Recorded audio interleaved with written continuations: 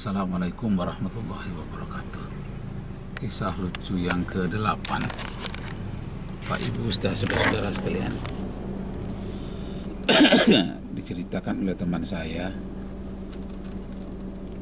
sanadnya entah siapa lagi.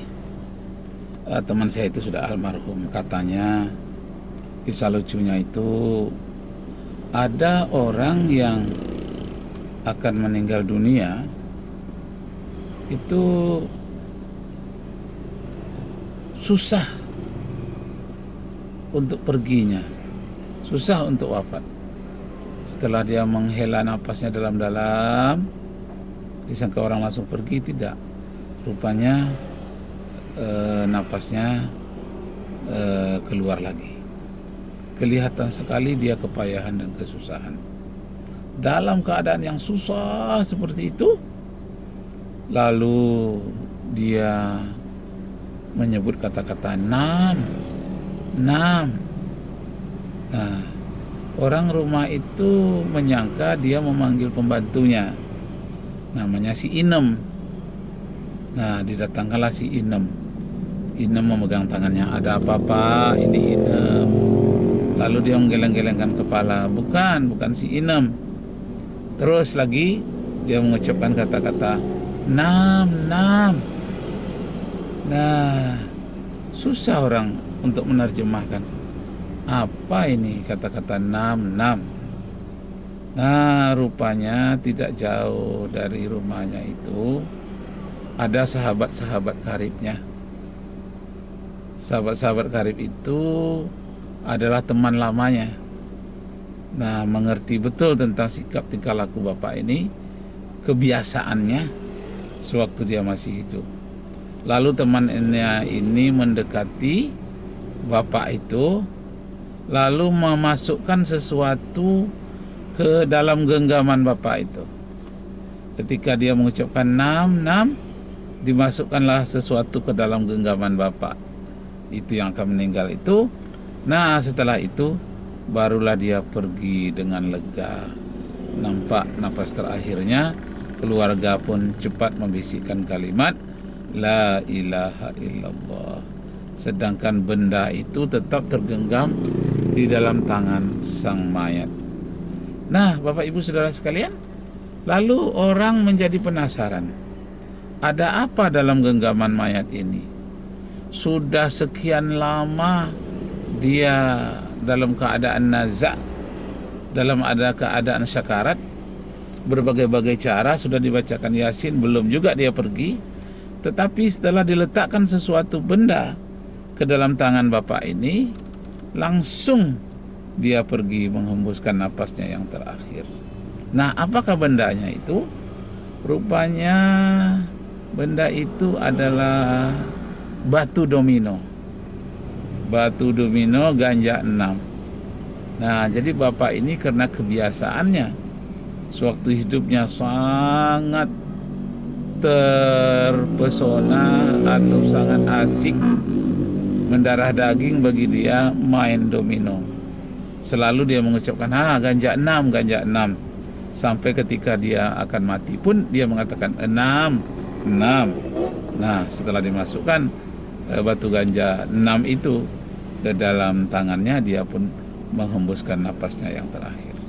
Nah, Bapak Ibu serta saudara sekalian, kisah lucu yang ke-8 ini ada pelajaran yang ditarik di sana. Kisah lucu itu anggaplah sebagai simbol-simbol saja. Tapi ada suatu renungan yang mendalam di sana. Apa dia? Masalah kebiasaan sewaktu kita hidup. Jadi manusia ini, apa yang paling dicintainya, apa yang paling sering dilakukannya sewaktu hidupnya, itu terbawa-bawa ketika dia akan meninggalkan dunia ini. Karena itulah yang paling dia cintai, itulah yang paling dia senangi, ganja 6. Nah, dalam kajian itu Bapak Ibu saudara-saudara sekalian, kebiasaan ganja 6 itu, ini ada dua hal. Kadang-kadang kebiasaan main domino itu sekedar hiburan. kesenangan. Nah, tapi ada pula lagi kadang-kadang beranjak sedikit ke arah kiri, yaitu taruhan. Taruhannya itu pada awalnya kecil-kecilan, sekedar mengganti ongkos kopi yang dinikmati oleh teman-temannya. Biasanya kan berempat mereka main domino. Itu yang 3 lagi termasuk dirinya sendiri jadi 4. Itu yang kalah, itu yang membayar. Jadi mereka mengatakan kami tidak berjudi, kami tidak bertaruh, kami hanya gembira-gembira saja, dan kemudian supaya ada yang membayar minuman. Tidak dibayar pun tidak apa-apa, yang penting mereka tertawa dan senang-senang di tempat itu. Nah, Bapak Ibu saudara sekalian, ini kebiasaan sewaktu hidup, terbawa-bawa ketika akan mati. Nah, makanya orang tua-tua dahulu selalu menyatakan, dari kecil teranja-anja, artinya bergurau-gurau. Setelah dewasa terbawa-bawa, artinya sampai dewasa menjadi darah daging. Setelah mati terubah tidak. Ketika akan mati terubah tidak. Maksudnya tidak berubah lagi setelah dia dewasa, setelah tua. Yang kebiasaan main domino itu terbawa-bawa. Nah, jadi Bapak Ibu saudara-saudara sekalian, karena itu orang tua-tua kita selalu melafazkan zikir. Mendoa sedikit, ada zikirnya, lalu berdoa. Ada orang kematian, berdoa. Pergi ziarah ke kuburan, berdoa, berzikir. Diharapkan zikir ini menjadi darah daging, sehingga ketika roh akan meninggalkan jasad kita, itu diucapkan kalimat zikir. Zikir yang paling afdal itu adalah kalimat la ilaha illallah. Jadi ketika orang akan meninggal dunia, lidahnya sudah keluh, sudah pelet lidahnya, saat cadel lidahnya. Nah, karena itu jangan panjang-panjang. Tidak harus kalimat la ilaha illallah, tapi diucapkan saja Allah, Allah, dibisikkan ke telinganya. Nah, jadi kalimat Allah, kalimat zikir yang paling afdal itu adalah la ilaha illallah. Inilah yang selalu kita ulang-ulang. Nah, di dalam solat, setelah solat itu selalu imam memimpin doa. Afdaluz zikri fa'lam la ilaha illallah, katanya. Artinya zikir yang paling afdal, yang paling utama adalah kalimat la ilaha illallah. Pernah orang bertanya kepada Rasulullah, kaifa yazidul iman ya Rasulullah? Bagaimana kami menambah keimanan kami ya Rasulullah? Rasulullah menjawab, yazidul iman bil labsi la ilaha illallah, fa'lam la ilaha illallah. Cara menambah iman adalah berilmu tentang kalimat la ilaha illallah. Jadi ya juga dilafazkan. Nah, kemudian lanjutkan harus ada ilmu, berilmu tentang la ilaha illallah. Afdalu zikri fa'lam annahu la ilaha illallah, la ilaha illallah, la ilaha illallah. Alaiha nahya wa namutu wa nab'asu fiha yaumal qiyamah. Jadi kalimat la ilaha illallah itu, la ilaha illallah itu kita dibangkitkan dengan kalimat la ilaha illallah. Kita hidup dengan kalimat la ilaha illallah. Alaiha nahya wa namutu. Karenanya atas kalimat itulah kita hidup dan kita mati dan kita dibangkitkan di hari akhirat kelak, yakni kalimat la ilaha illallah. Nah, jadi Bapak Ibu saudara-saudara sekalian, jadi kebiasaan yang kita hidup ini akan terbawa ketika akan meninggal dunia, ketika akan nasa.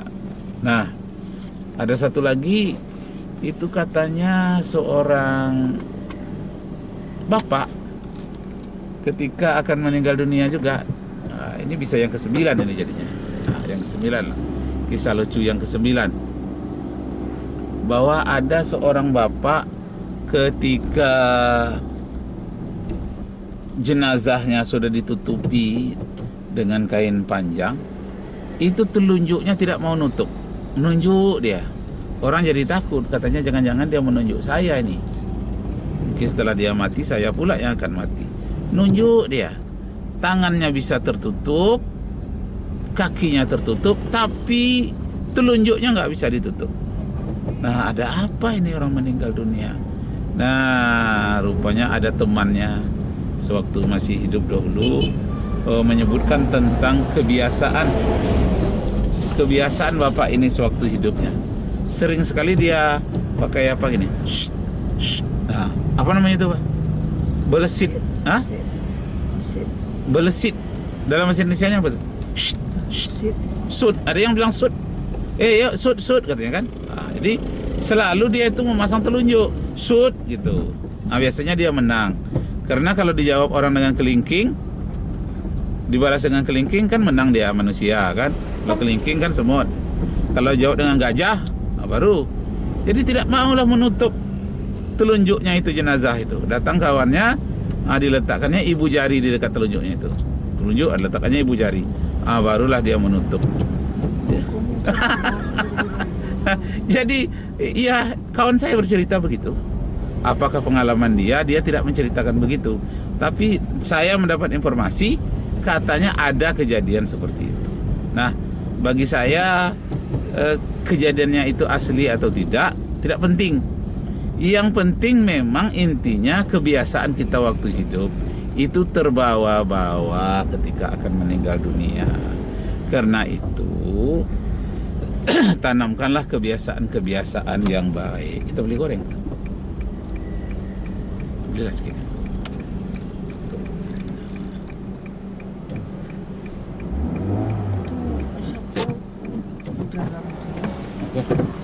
Astaghfirullahaladzim.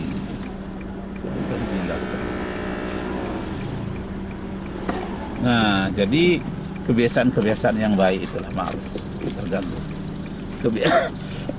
Kebiasaan-kebiasaan yang baik yakni berzikir, sehingga sewaktu wafat artinya kita mengakhiri lafaz ucapan kita di dunia ini dengan lafaz yang baik. Karena mengingat ada hadis Nabi, man kana akhirul kalami la ilaha illallah dakhalal jannah. Maaf kalau lafaznya ada yang kurang, karena dalam mobil saya tidak lihat catatan.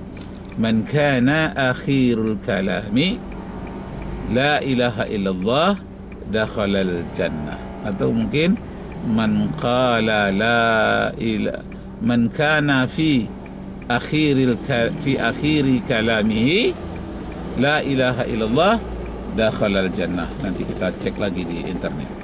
Yang intinya ialah siapa yang akhir kalamnya, artinya masa dia akan meninggalkan dunia ini, akhir kalamnya mengucapkan la ilaha illallah, dijamin masuk surga. Man kana akhirul kalami la ilaha illallah dakhalal jannah. Nah, jadi siapa yang mengucapkan kalimat la ilaha illallah ketika akan meninggal, itu masuk surga. Itulah sebabnya setiap orang yang akan meninggal, ada orang yang dia cintai di sampingnya, itu membisikkan ke telinga orang yang sedang sakarat itu kalimat la ilaha illallah, dibisikkan la ilaha illallah. Nah, lebih banyak lagi khawatir orang karena panjang. Nah, orang mengucapkan Allah, Allah. kadang dia seakan-akan tersentak sedikit, lalu dia dari mulutnya nampak terbuka kalimat Allah. Nah, jadi Bapak Ibu serta saudara-saudara sekalian, perlu sekali kita mengucapkan kalimat yang baik. Maaf Bapak Ibu, ini kejadian asli waktu saya di Kuala Kampar. Ada suatu budaya di daerah itu yang kata-kata terlarang, yang carutan-carutan itu menjadi kebiasaan sehari-hari. Nah, pada satu kali ketika dia akan meninggal dunia, datanglah anaknya ini minta maaf, Pak, maafkan saya. Kebetulan anaknya ini selalu durhaka. Jadi ketika anaknya tadi mengucapkan, ayah baca kalimat la ilaha illallah, bisa? Tidak bisa. Ketika mengucapkan kalimat la ilaha illallah, dia marah sama anaknya. Apa dia bilang? Ampe, katanya. Artinya hal-hal yang carutan yang menurut kampungnya itu carutan yang besar, yang marah.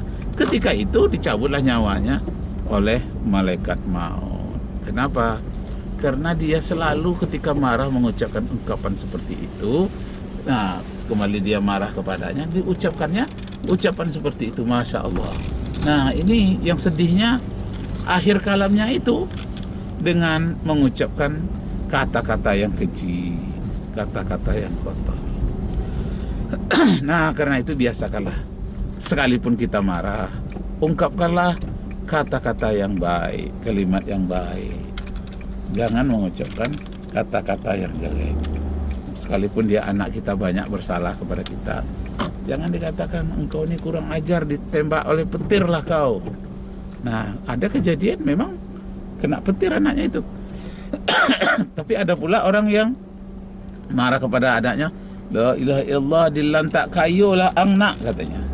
Ya memang kaya anaknya itu, sampai dia meninggal dunia itu tetap kaya. Iya, jadi ucapkanlah yang baik-baik. Macam mana? Demikianlah Bapak Ibu saudara sekalian, sudah sampai kepada tempat yang dituju. Kita tutup dahulu. Wabillahi taufiq wal hidayah. Wassalamualaikum warahmatullahi wabarakatuh.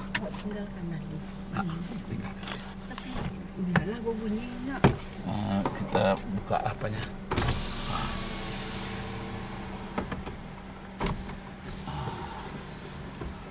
Ya, bismillahirrahmanirrahim. Masya Allah. Masya Allah. Masya Allah. Masya Allah. Sudah. Bismillahirrahmanirrahim. Astaghfirullah.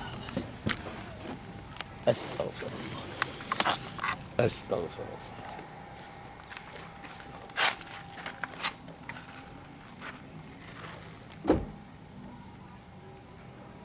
Sekarang berada di Tran Jasa Industri di Panam, Pekanbaru, Riau, Indonesia. Sekian, terima kasih.